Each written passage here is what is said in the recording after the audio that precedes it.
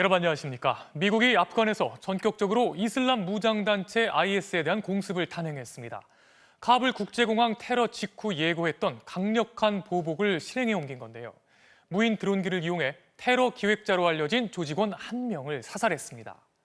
테러로 인한 사상자는 계속 늘어 1,500명에 육박하고 있습니다. 윤상문 기자의 보도입니다. 미군은 카불 동쪽 난가하르주에 드론 한 대를 급파해 공습에 나섰습니다. 드론 공격으로 차량을 타고 가던 IS의 아프간 지부 ISIS-K 조직원 1명이 사살됐습니다. 미국 중부사령부는 목표물을 제거했고 민간인 사상자는 없었다고 밝혔습니다. 사살된 인물은 미군을 겨냥해 테러를 계획한 이른바 기획자로 알려졌는데 구체적으로 어떤 테러에 관여했는지는 확인되지 않았습니다. 카불공항 인근에서 발생한 자살폭탄 테러로 인한 인명피해는 계속 늘어나고 있습니다. 미군 13명을 포함해 170명 넘는 사람들이 목숨을 잃었고 부상자도 1,300여 명으로 집계됐습니다.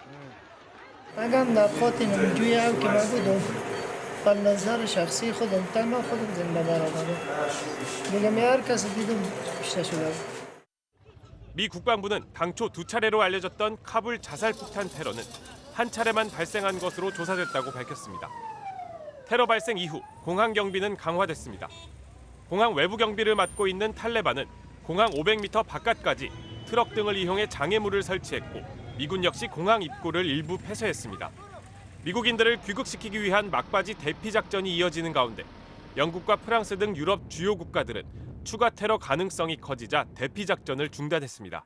MBC 뉴스 윤상문입니다. 미국은 바이든 대통령이 어제 끝까지 대가를 치르게 하겠다고 공언한 대로 즉각 행동에 나섰습니다. 테러를 용납하지 않겠다는 단호한 태도를 보인 건데요. 추가 테러 우려까지 제기돼서 미국이 긴장하고 있습니다. 워싱턴 특파원 연결합니다. 김수진 특파원, 바이든 대통령이 보복을 천명한 게 불과 하루 전이었어요. 그런데 바로 실행에 들어갔군요. 네, 어제 백악관은 대규모 군사작전이 아니라 미국만의 방식으로 보복을 하겠다고 했는데 그 방식이 뭔지 목표물을 정해 정밀하게 제거하는 것으로 곧바로 보여줬습니다. 테러를 저지른 자들을 지구상에 살려두지 않겠다는 강력한 의지를 오늘 다시 한번 밝혔는데요. 직접 들어보시죠. I think he made clear yesterday that he does not want them to live on the earth anymore. 또 아프간 외곽 지역에 숨어있는 조직원을 드론으로 제거함으로써 미국의 정보망이 건재하다는 점도 대내외에 과시하는 의미가 담긴 걸로 보입니다. 그리고 테러 위협이 여전한 상황에서요. 서둘러 행동에 나설 필요도 있었을 겁니다. 실제 아프간 현지에선 테러 위협이 또 제기됐는데요. 단순히 테러가 일어날 가능성이 있다 이 정도 수준이 아니라 구체적인 위협이 포착됐다고 미국 국방부는 밝혔습니다. 카불 공항 주변에는 테러가 발생한 에비게이트뿐 아니라 모든 출입구에 대해 접근하지 말라는 명령이 다시 내려졌고요. 앞으로 며칠, 아마 오는 31일 철군이 완료되는 그 시한까지는 조마조마한 위기의 순간이 계속될 수밖에 없는데 곧바로 응징을 해서 추가 도발을 억제한 겁니다. 또 미국 내 여론도 아주 나빠졌는데요. 이것도 미국이 즉각적인 행동에 나선 이유로 설명할 수 있겠습니다. 네, 바이든 대통령으로선 그렇게 나빠진 여론을 신경 쓰지 않을 수가 없을 텐데요. 공화당에선 심지어 대통령 탄핵 얘기까지 나왔죠. 네, 일부 그런 얘기도 있습니다. 아직은 작전이 진행 중인 상황이어서 야당인 공화당도 참고 있는데요. 31일 철군 작전이 완료되고 나면 책임을 묻겠다고 벼르고 있습니다. 공화당 하원 원내대표의 발언 직접 들어보시죠. When that day passes, we can take up anything that to hold accountable for the actions that have been taken, the misdecisions that have put Americans in harm's way, and a decision to leave Americans behind. 백악관은 일단 국무장관이나 국방장관 경질론에는 선을 긋고 있습니다. 하지만 미군이 13명이나 숨진 만큼 앞으로 책임론은 더욱 거세질 전망입니다. 지금까지 워싱턴에서 전해드렸습니다. 새 확진자 수는 사흘째 1,800명대 안팎을 이어가고 있습니다. 비슷한 수준을 유지하고는 있지만 언제든 확 늘 수 있는 상황인데요. 앞으로 큰 변수는 다가오는 추석 연휴입니다. 이번 추석엔 과연 가족들 얼굴을 볼 수 있을까요? 김상현 기자가 취재했습니다. 서울 도봉구의 한 교회. 지난 22일 대면 예배를 본 교인 등 모두 14명이 코로나19 확진 판정을 받았습니다. 20일 날 예배를 봐서 그날 예배 보신 분들 검사를 했고 거기서 이제 추가 확진자가 나온 거예요. 집단 감염이 발생한 대구 가톨릭병원의 누적 확진자도 140명으로 늘었습니다. 오늘 코로나19 신규 확진자는 1,793명. 지난주 토요일 발표된 확진자 수보다 84명 줄었지만 사흘째 1,800명대 안팎을 기록했습니다. 확진자와 접촉해 감염된 경우가 절반 정도로 가장 많았고 언제 어디서 감염됐는지 모르는 비율도 33.1%로 나타났습니다. 사망자 역시 어제 하루 11명 늘었고 위중증 환자도 409명으로 여전히 많은 수치를 보이고 있습니다. 4차 대유행이 급등하는 걸 간신히 막고 있는 상황에서 방역당국은 추석 연휴 가족 모임 허용 범위를 놓고 논의를 거듭하고 있습니다. 지난해 추석엔 가족 방문을 최대한 자제해 줄 것을 요청했고 올해 설에는 전국적으로 5인 이상 사적 모임 금지 조치를 적용했습니다. 정부는 이번 추석 연휴 기간 백신 접종 완료자를 모임 제한 인원에서 제외하는 등 가족 모임을 허용하는 방안을 검토 중입니다. 문제는 몇 명까지 모일 수 있느냐 하는 겁니다. 정부 내에선 추석 전 백신 1차 접종률이 70%에 달할 것으로 예상되는 만큼 국민 피로도를 감안해 모일 수 있는 가족 수를 예년보다 늘리자는 의견과 4차 유행이 한창인 상황에서 모이는 가족 수를 늘릴 경우 확산세가 더 커질 수 있다는 의견이 맞서는 것으로 알려졌습니다. 여러 전문가분들 사이에서도 의견들이 좀 나뉘는 편이라서 제가 좀 더 심층적으로 계속 의견을 취합하고 상황을 분석하면서 방역당국은 열차표 예매일인 오는 31일 이전 추석 방역 대책을 최종 확정할 예정입니다. MBC 뉴스 김성현입니다. 이번 소식은 참 어떤 말로 전해야 할지 모르겠습니다. 오늘 인터넷에 영상 하나가 공개됐는데요. 교복을 입은 10대 학생이 60대 할머니의 머리를 때리면서 반말로 담배를 사오라고 요구하는 모습이 담겼습니다. 할 말을 잃게 되는데요. 김건희 기자의 보도 보시죠. 노란 옷을 입은 채 쪼그려 앉아있는 한 할머니. 교복을 입은 한 남학생이 다가가더니 갑자기 욕설을 하며 할머니의 머리를 꽃으로 때립니다. 하지 말고. 담배를 사달라고 반말을 합니다. 아니 담배 사줄까 안 사줄까 그것만 딱 말해. 할머니가 일어나 자리를 피하지만 소용이 없습니다. 그러니까 못하면 막생기고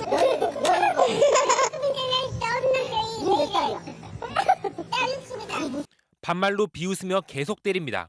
무슨 띠야? 개띠다 개띠? 이런가 보다. 아쉽네. 같은 무리로 보이는 주변 학생들은 시종일관 낄낄대며 동조합니다. 빨리 내일부터 담배 사고.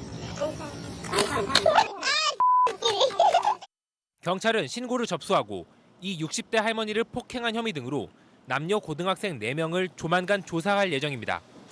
할머니를 때린 남학생이 다니는 고등학교 측은 해당 학생은 최근 전학을 온 이후 학교에 출석한 적이 없다면서 불미스러운 일이 생겨 죄송하고 사실관계를 조사해 징계 절차에 착수하겠다고 밝혔습니다. MBC 뉴스 김건희입니다. 이틀 전 선능력 사거리에서 40대 배달 노동자가 사고로 숨졌다는 기사를 보고 숨진 노동자의 어머니는 혹시나 싶어 아들에게 문자를 보냈습니다. 안타깝게도 어머니는 이 문자에 답장을 받지 못했는데요. 유가족들은 숨진 배달 노동자를 조롱하는 악플이 2번 죽이고 있다며 고통을 호소하고 있습니다. 임상재 기자의 보도입니다. 서울 선능력 사거리. 오토바이 한 대가 23톤 대형 화물차 앞에 서 있습니다. 신호가 바뀐 직후 오토바이가 화물차에 치였고 이 사고로 음식 배달을 하던 40대 오토바이 운전자가 목숨을 잃었습니다. 작년까지 의류회사에 다녔던 이 운전자는 코로나19 사태로 회사가 문을 닫으면서 올해 3월부터 배달 일을 시작했습니다. 아픈 어머니를 부양을 저와 같이 하다 보니까 어렵고 힘들지만 그 일을 선택하게 된 것 같아요. 사고 당일 뉴스를 본 어머니는 혹시나 싶어 아들에게 1시간 간격으로 4번이나 전화를 하고 내일 백신 맞는다며 어디 갔냐는 문자도 보냈지만 끝내 답을 받지 못했습니다. 우리 아들도 강남에서 일하는데 아유 어떡하나 걱정을 하다가 왜 전화를 안 받지? 그 기사가 우리 아들 기사였냐며 이제 오열을 하시다가 실신을 하셨죠.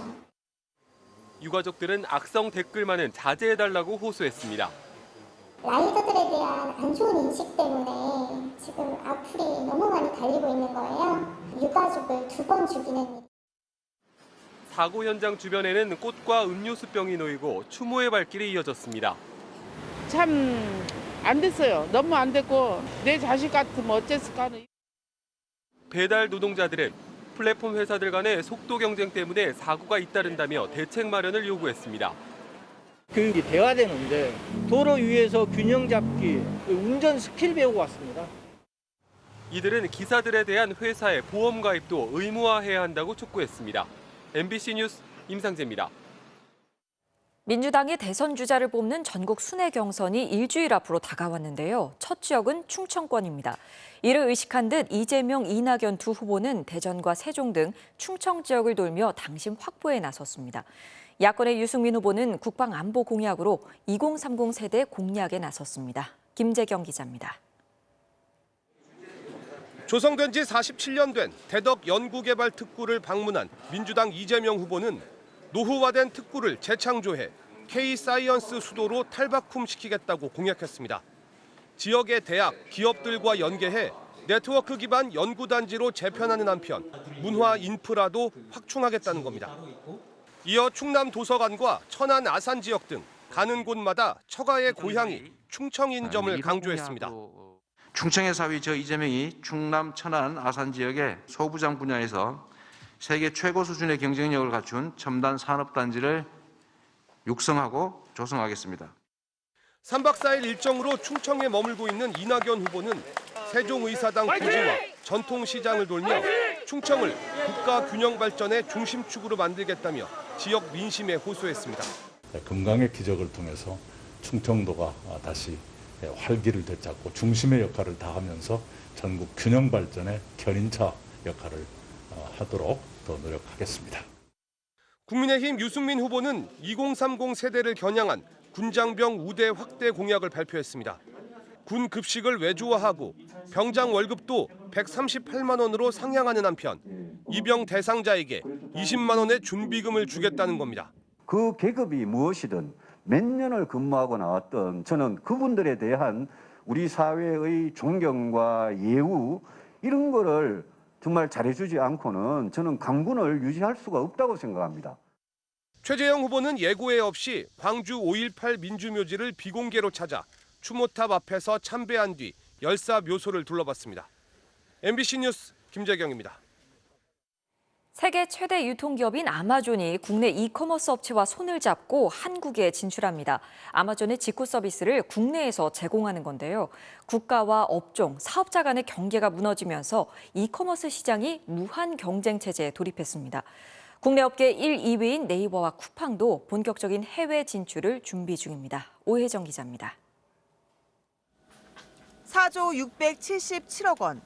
지난해 우리 국민들이 해외 직구에 쏟아부은 액수입니다.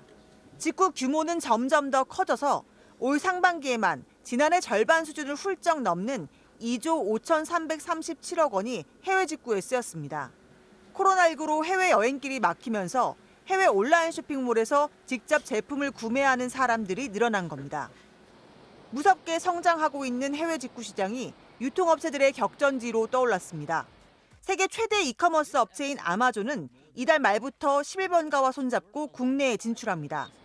수천만 개 이상의 아마존 미국 상품을 11번가 사이트에서 한글로 검색해 주문하고 배송까지 받을 수 있습니다.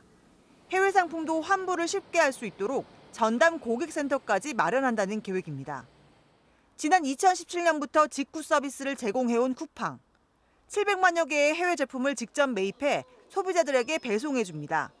지난 3월 미국 제품뿐 아니라 중국 제품으로까지 대상을 확대했습니다. 오프라인 유통 강자 이마트도 직구로만 구매 가능했던 유럽 분유, 미국 기저귀의 판권을 독점 확보해 매장에서 판매하고 있습니다.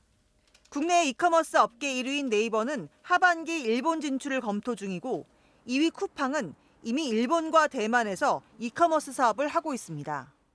이커머스 시장이 최근에 단기적으로 많이 성장했는데 이제 제2의 국면으로 들어가는 것 같아요. 이제 글로벌 온라인 플랫폼이라는 이런 경쟁 구도 내에서 또 앞으로 경쟁을 좀 해야 될 것 같고. 코로나19로 급성장한 이커머스 시장. 이제는 국경이 없는 무한 경쟁 체제에 돌입했습니다. MBC 뉴스 오혜정입니다. 시진핑 중국 국가주석이 최근 다 함께 잘 산다는 뜻의 공동부유를 국가 목표로 내세우고 나섰습니다. 누구든 먼저 잘 살면 된다던 기존 정책을 수정한 겁니다.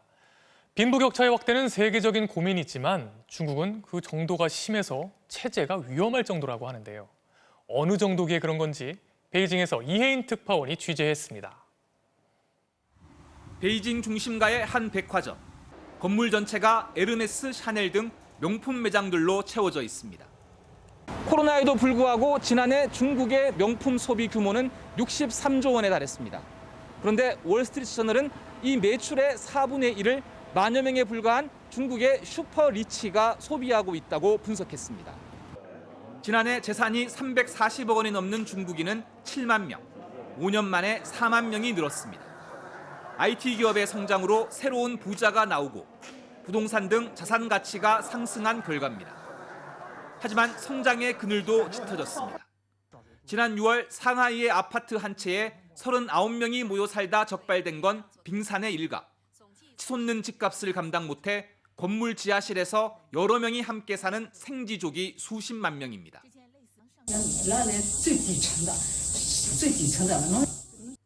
아예 도시 외곽에 토구를 파고 사는 사람도 있습니다.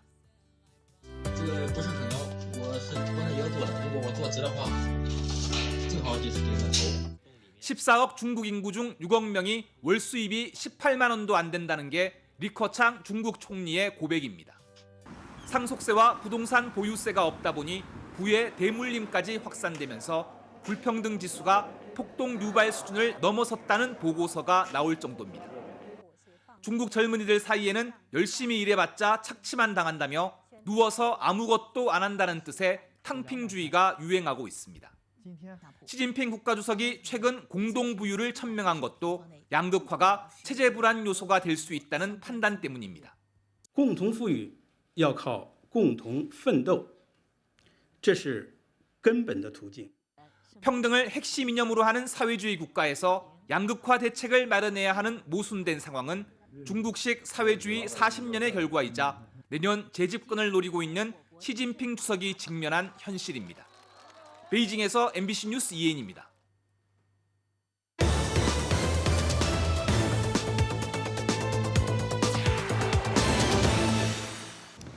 길 위에 답이 있다 로드맨입니다. 코로나 상황이 점점 심각해지면서 사람들끼리 모이는 걸 극도로 자제하고 있죠. 그런데 이런 상황에서도 이런 아파트 단지를 돌아다니면서 사람들을 찾아다니는 버스가 있다고 합니다. 도대체 어떤 사연인지 지금부터 길 위에서 살펴보겠습니다.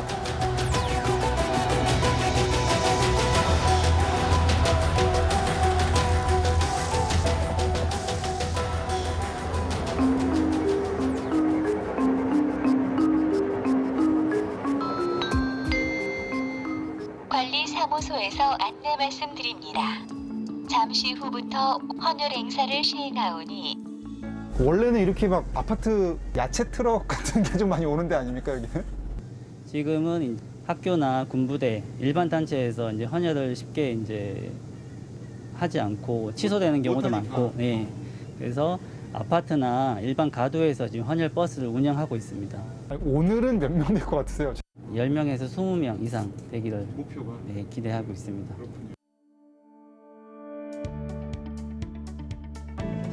좀 아픈데 잠깐만 참아주세요.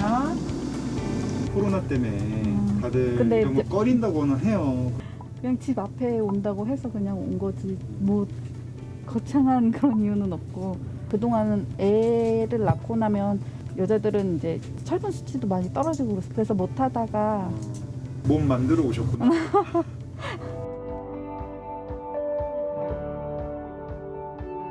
네, 안타깝게 한 명 지금 하고 있습니다. 예전에는 단체 이렇게 버스가 쉬는 경우가 거의 없었거든요. 오늘 같은 경우도 이제 2대나 운영을 하고 있고요.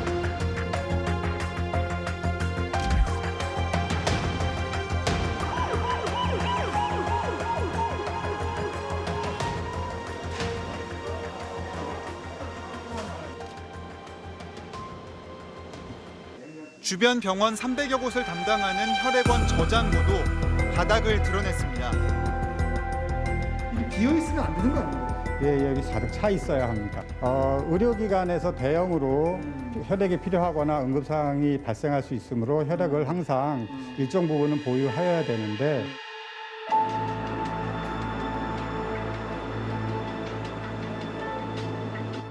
대형 병원의 같은 경우는 한 50% 미만으로 공급하고 있고 그다음에 개인 병원이나 작은 병원의 수술 일정을 연기해서 제때제때 공급하지 못하는 현실입니다. 어디로 가시는 길이세요? 지금 이제 서울대 병원으로 이제 혈액 공급하러 가는 길입니다. 근데 제가 볼 때는 이게 양이 엄청 많아 보이거든요. 지금 상황으로 보면 50% 이상은 좀 줄었다고 보시면 돼요. 예전에 비하면 되게 큰 가방에 한 3, 40개씩 이제 혈액이 가는 걸로 하면 지금은 들어왔자 한 5개, 10개밖에 정도밖에 안 돼요, 보면.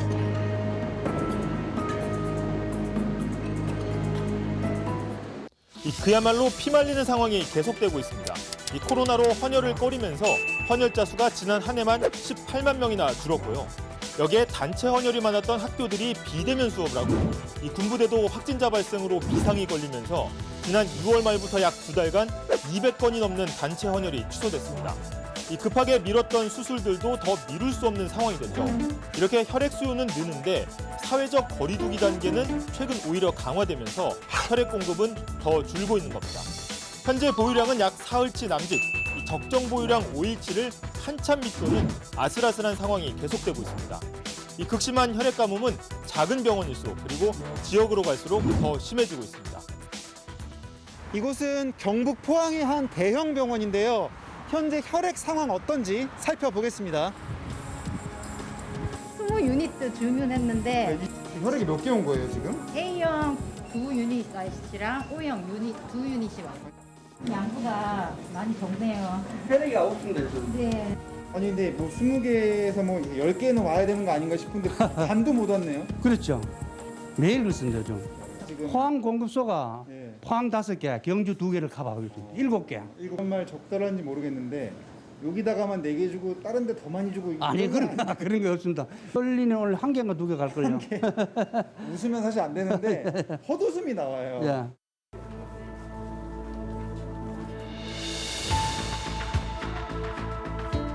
은행은 보통 돈이 많잖아요. 예. 근데 이 은행은 어떻습니까? 비어 있습니다.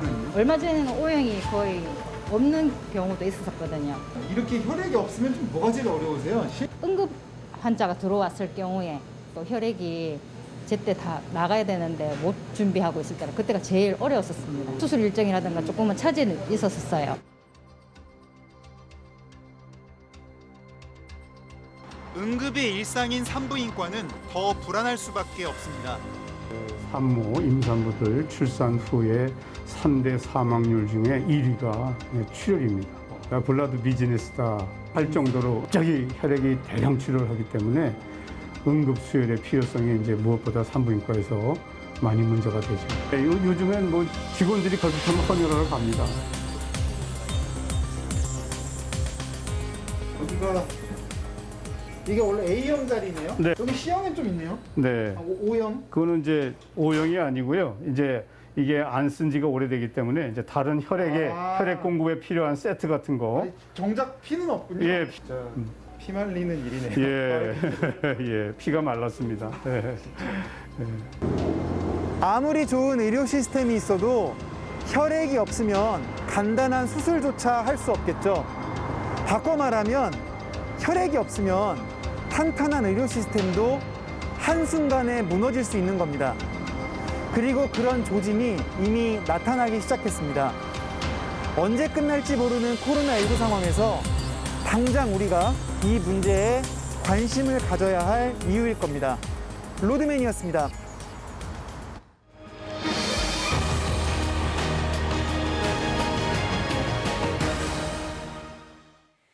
올림픽에서는 영웅이 탄생하고 패럴림픽에서는 영웅이 출전한다고 하죠. 이번 도쿄 패럴림픽에 출전한 영웅 중 하나인 서수연 선수가 여자 탁구 단식에서 은메달 하나를 추가했습니다.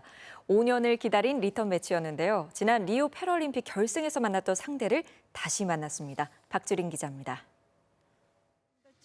결승 상대는 패럴림픽 4연패를 노리는 최강자 중국의 리우징. 지난 리우 대회 결승에서 패배를 안겼던 리우징을 상대로 서수연은 이번에도 2세트를 먼저 내주며 끌려갔습니다. 하지만 그대로 물러서진 않았습니다. 과감한 공격을 펼치며 3세트를 따냈습니다. 그래도 상대의 벽은 높았습니다. 한 박자 빠른 공격에 고전한 서수연은 경기를 뒤집진 못했습니다. 결국 1대3 패배. 금메달에 한을 풀진 못했지만 서수연은 2개 대회 연속 값진 은메달을 따냈습니다. 모델을 꿈꾸던 평범한 학생이었던 서수연. 18살 대학 새내기였던 2004년. 자세 교정을 위해 병원 치료를 받던 중 척수에 문제가 생겨 하반신이 마비됐습니다. 좌절 속에 방황하던 서수연을 일으켜 세운 건 탁구였습니다. 재활 치료 중 접한 탁구의 매력에 빠진 뒤 새로운 꿈을 꾸기 시작했고 결국 지난 리우 대회에선 은메달을 따냈습니다. 그리고 2번째 패럴림픽 무대에서 또 한 번 값진 은메달을 목에 걸었습니다. 서수연은 오는 31일부터 시작되는 단체전에서 다시 한번 메달에 도전합니다. 앞서 열린 다른 등급 경기에선 이미규가 우리 선수단 첫 메달을 신고했습니다. 이미규는 준결승에서 패했지만 이번 대회에선 3, 4위전이 열리지 않아 동메달을 목에 걸었습니다. 동메달 목표로 왔는데 이룰 수 있어서 후회는 없습니다. 윤지유와 박진철 등 남녀 탁구에서 6명이 동메달을 따낸 가운데 주영대와 김현욱은 같은 등급에서 결승에 진출해 우리 선수끼리 금메달을 두고 격돌하게 됐습니다. MBC 뉴스 박규린입니다. 전남 여수의 바다 최남단에 위치한 백도라는 섬을 아시나요? 문화재 보호구역으로 지정돼 지난 42년 동안 사람의 발길이 닿지 않아 바다에 다양한 보물을 품고 있습니다. 정말 보기 어려운 희귀동물도 많은데요. 백도가 품고 있는 보물들 확인해 보시죠. 조이원 기자입니다. 전남 여수 거문도에서 동쪽으로 28km, 구름을 뚫고 하얀 섬 백도가 나타납니다. 깎아지른 듯한 주상절리를 우뚝 세운 맑은 바닷속은 우리나라에서 제일 가는 생태계 보고입니다. 가장 먼저 펼쳐지는 검붉은 수지 맨드라미, 멸종위기종이란 말이 무색하게 온 바다를 다 덮고 있습니다. 그 사이에 고개를 내민 둔한 진층산호, 노란색의 나뭇가지처럼 보이지만 촉수를 활짝 펼치면 풍성함을 자랑합니다. 마음껏 유영하는 물고기떼를 따라가면 하얀 눈을 맞은 소나무 마냥 눈에 띄는 긴가지 해송이 나옵니다. 보랏빛의 민가시 산호 사이에는 무늬오징어가 날아다니고 파란 갯민숭달팽이도 만날 수 있습니다. 백도의 바닷속에는 170여 종의 해양 생물이 조화를 이루며 살고 있습니다. 그 바다 정원 같은 곳이고 그리고 생물종이 엄청 다양하게 많이 있어요. 그러니까 들어가시면 우리나라 그 백과사전을 딱 펼쳐놓은 듯한 풍경이 이 백도의 바다는 그대로 있습니다. 백도는 또 다른 보물도 품고 있습니다. 참나리가 바다를 바라보고 노란 원추리는 무리를 지어 절벽을 수놓습니다. 바위 틈에서는 고개를 내민 풍란과 하얀 꽃의 다정 큼나무까지 353종의 아열대 식물과 30여 종의 희귀동물이 서식하고 있습니다. 국가명승지 제7호로 국립공원 특별보호구역으로 지정된 백도는 지난 1979년부터 사람들이 갈 수 없는 곳입니다. 금강산을 갖다 주는 분들은 금강산을 옮겨놓고 갔다는 그런 표현도 하고 참 뭐라 말로는 표현할 수 없을 정도로 백도는 아주 대단한 아주 아름다움을 가지고 있습니다. 하지만 최근 바다로 흘러간 쓰레기에 천혜의 섬도 고통받고 있어 더 세심한 관리가 필요하다는 지적입니다. MBC 뉴스 조희원입니다.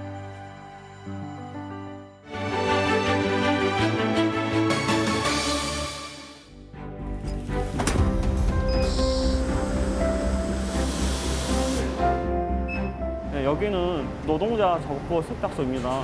기름때라든지 오염 물질로서 손상이 된 옷들을 저희가 수거하고 세탁해서 배달해드리는 서비스를 제공하고 있습니다. 아무래도 작업자님들의 옷이다 보니 찌들 때가 많이 있잖아요. 그런 옷들은 집에서 세탁하기가 굉장히 힘들어요. 때가 잘 지지도 않고.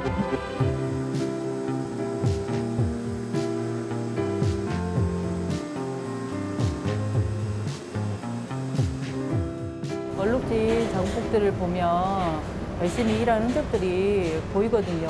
그 흔적들을 보면 더 깨끗하게 세탁해 드리고 싶다는 생각이 듭니다. 일반 세탁소에서는 저희들 작업복을 받아주질 않아요. 쇳가루가 먼지들 많고 이물질 많다 보면 어쩔 때 빨리 하다 보면 손도 다쳐요. 쇳가루가 베개 있는 거 모르고. 겨울에는 추우니까 빨리 넣으면 굳어버려요. 근데 세탁소에 생기니까 바로 빨고 좋잖아요, 이런 게.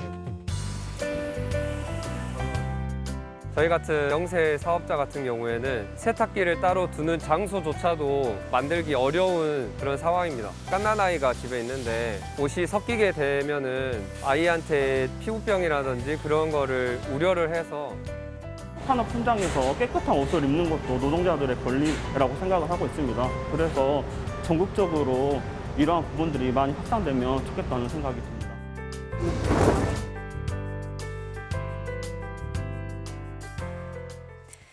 미국 중앙은행인 연방준비제도의 제롬 파월 의장이 연내에 자산 매입 축소를 의미하는 테이퍼링을 시작할 수 있다고 온라인으로 열린 잭슨홀 심포지엄에서 밝혔습니다.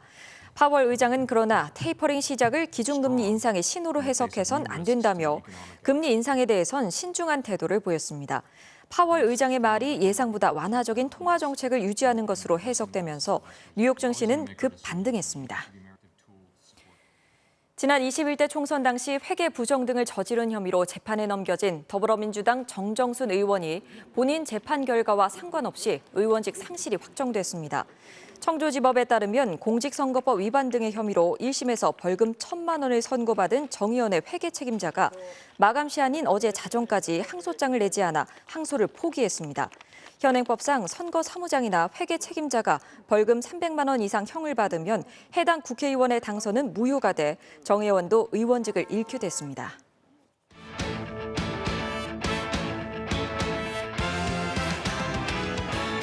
토요일 밤 스포츠 뉴스입니다. 패럴림픽 유도의 이정민 선수가 값진 동메달을 목에 걸었습니다. 양궁 혼성 단체전의 구동섭과 김옥금은 4위를 차지했습니다. 손장훈 기자입니다. 이정민은 첫 판부터 세계 1위의 이력을 마음껏 뽐냈습니다. 먼저 발 뒤축 걸기로 절반을 뺏어내더니 다시 절반을 얻어내 한판 승으로 가볍게 4강에 진출했습니다. 하지만 준결승에선 불의의 일격을 당했습니다. 경기 시작 12초 만에 절반을 빼내고 정민아, 그거밖에 없다고. 괜찮아. 결국 절반을 다시 내줘 결승 진출에 실패했습니다.